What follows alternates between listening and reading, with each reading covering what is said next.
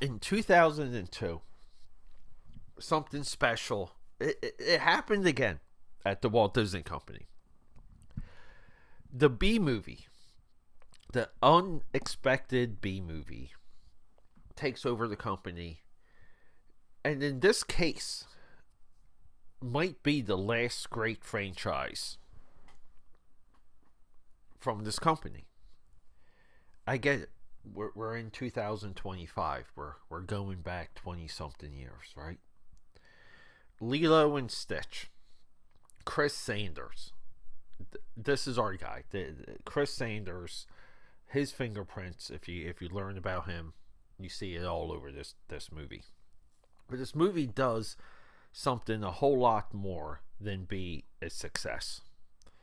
And there's a truly special revelation that happens with the people who see this movie, because it crosses over. It's male and female, and they tried this previously with Tarzan. I love Tarzan, by the way, guys. It's fantastic. Glenn Keane's work in that is jaw dropping. But Lilo and Stitch is the movie. We're talking about it because it's getting a live action update, remake, presentation, if you will. Which I'm fine, by the way. Yep, right? Make it live action. Who cares? This movie is special. This movie's unexpected. And as Lilo and Stitch are both underdogs in this movie, the movie itself is an underdog. It's a crazy allegory.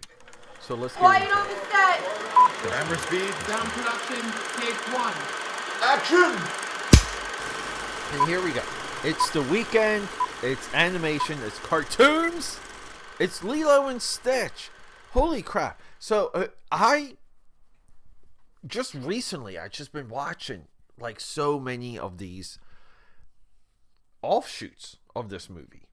Because we have, let's just kind of go. But guys, we do cartoons on the weekend. Get yourself that cereal. Peter A. DeLuca here, your film buff, your guide into. If you wanna sound smart, insightful, intelligent when you talk to your friends about everything geekiness, this is the podcast for you, because you can just repeat what I'm saying and people think you're a freaking genius. No cap. Lilo and Stitch spawns Stitch the movie 2003. 1 year later. That's like a 1 hour bridge. And what's that a bridge to? Lilo and Stitch 2, Stitch Has a Glitch, 2025. 2006, Leroy and Stitch. We have a TV series, 2 seasons, 2003 to 2006. And you might say, well, 2 seasons. Well, yeah. It's nearly 100 episodes. In 2008, from 2008 to 2012, Stitch has a self-titled TV series. 26 episodes, 30 episodes, 30 episodes, and 2 specials. And right now, we have an anime, 13 episodes, 2017. Along the way, we have an equally impressive list of video games. We have manga. We have Stitch and the Samurai.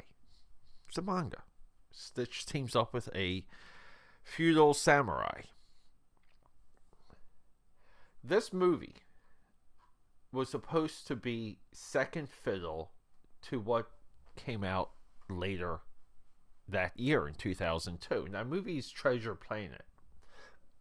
And Treasure Planet gets all the resources. And Stitch is, we see it from the early frames of this movie. We are layering our backgrounds a certain way. We can tell there's a human hand. There's watercolors. A lot of the design work is bubbly.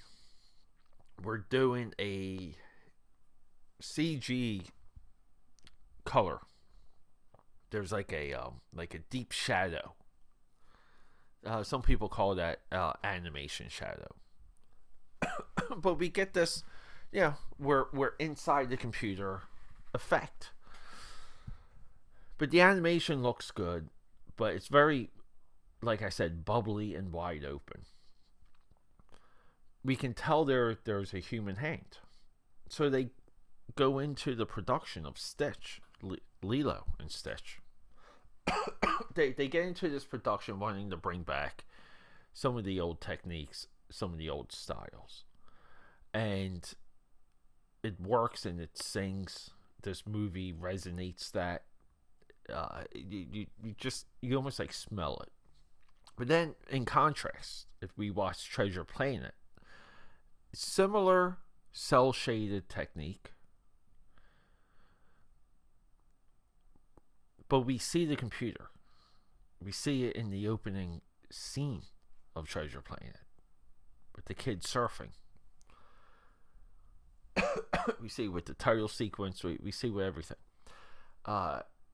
In contrast, again, Lilo and Stitch, their opening credit sequence it's a Hawaiian song,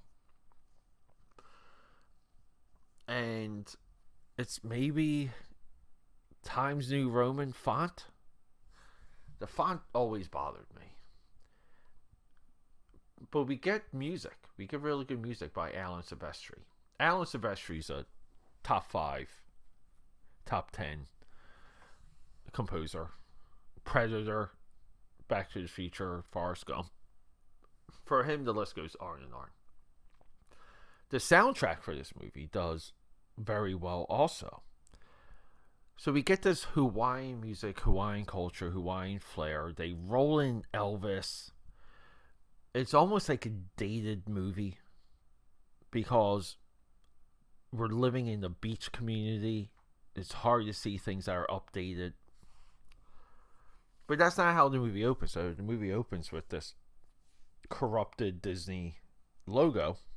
And the intro of the two movies, if we compare this to Stitch, that came out the following year. Stitch the movie. I love the corrupted movie logos, like like the Warner Brothers logo turning into the Matrix. It's just I love it. I really do. I mean the corrupted Disney logo for Tron Legacy, probably the best. That's the GOAT of all the corrupted logos. But we're in an alien council. Like it looks very Star Wars Episode 1, but it's all these aliens, and they're talking about Stitch, and Stitch escapes, and within a couple minutes we see the danger of Stitch, the capabilities of Stitch. He can escape the space cruiser, steals a police car, and drives off. But he's just like this menace. And he's fun to watch, and he's fun to look at, and he's cute. He's got these big black eyes. I love him in like the gear and the I don't know what the merchandising calls this, but he's almost like in like like a convict outfit, like bright orange. And then we cut to the title sequence where our girl Lilo. She's aloof. She's her own person. She's a black sheep. She's an outcast. So within a minute, we'll say, we establish that these two characters they're unwanted. And the way that they come together is really the absolute soul of this entire franchise. Now, we fast forward a year with the release of Stitch the movie, and that movie opens with Hawaiian music and the Hawaiian culture, and it proves how quickly the tags of Lilo and Stitch resonated and were a go-to. See, just for a quick example, the way that they open Stitch the movie, if you and I, you the viewer and me. If we sat down, we made a movie. Let's just say it's about the Colorado Rockies and we're mountaineers. But yeah, maybe within that movie, we play the banjo. We're at the campfire. But that's not how we presented the movie when we first made it, right? Like, we presented the mountains and the nature. That's what we set up. That's how we set up what our characters are doing. But let's just say the banjo playing, by the fire, eating beans. Let's just say that resonated. That carried on. So we do a sequel, and we take that part of the movie, the least expected part of that movie, and then we open our next movie with what the people want to see. There's not many Disney transitions that are this exact. We can even test it. The Jungle Book 2 it comes out February of the next year. We can watch Jungle Book 2 and not quite tagged, right? Like, it's hard to know what the people want, how they identify with a franchise. It really is. But this movie becomes an instant success. I mean, the merchandise alone. And this is a cultural crossover. East and West, Japan loves this movie. They merchandise it. They have manga. They have an anime. Here, stateside, in Philly this summer, I will see girls running around with Stitch backpacks. We have a Chinatown here in Philly. You can go into many of these shops that import. They import all the Sanrio, so on and so forth. They import a lot of Stitch product. So the imagery of Stitch has transcended all of time. And we get the male and female. Like, boys love Stitch. Girls love Stitch. He's the true crossover character that Disney was trying to get at this time. But the male audience doesn't quite grasp everything with Lilo, because he's not drawn in a serious way. His contemporaries, the military guys, the military shark-looking dude, not quite there. So Disney's still missing the mark of the male, a young adult male. Keep missing it. But it gets so close with Stitch. Their money has been spent on Atlantis the Lost Empire, Treasure Planet, Tarzan, Hercules. We have a Mighty Ducks cartoon. We have gargoyles. They eventually have to buy Power Rangers. They have to make a deal with Saban and try and make something happen in male adolescence with Power Rangers. But Stitch could have, you can kind of split Stitch off into a male-dominated story. A little, some harder edges with your artwork, all of it. The spaceship design in this movie, which is, some of it I think is Chris Foss is one of the individuals that I think inspired the look of some of the spaceships in Stitch. Regardless, the spaceship design in this movie of this franchise, truly inspired. It's probably the best and most distinct since Star Wars. So there's a lot to take away from with Lilo and Stitch, and everyone's going to be everyone's going to be talking about this movie again as the more we get close to the release of this live action remake, or it's a live action Lilo and Stitch. I get that it's just a live action, and I don't know if we can even call. I mean, how do we call Lion King live action? Lion King is an animated update. So moving forward, I do want to bring you guys, some additional details and updates of these other features that revolve around Lilo and Stitch. We have a lot. I mean, the sequel, like I never watched the sequel. I'm so curious. Lilo and Stitch 2. Stitch has a glitch. Stitch the movie sets up the premise of the entire franchise. So I would, and the merchandising possibilities are insane for Lilo and Stitch. Might be again like their absolute best attempt in maybe all of the 2000s, like until we hit the 2010s. Because I'm going through like so many, it's just funny how people roll in the Pixar movies with the Disney releases.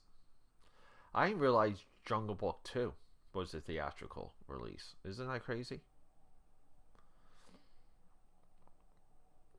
Very productive, right? Like, you gotta give these guys credit. Always cranking it out. I mean, Big Hero 6, 2014. Like, Baymax kind of carried on from that.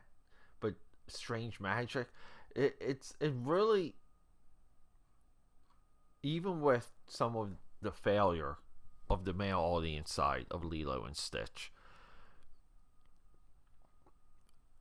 you really want to say, like, this is why they purchased, this is why they bought Marvel and Star Wars, and so much of our Disney commentary revolves around that.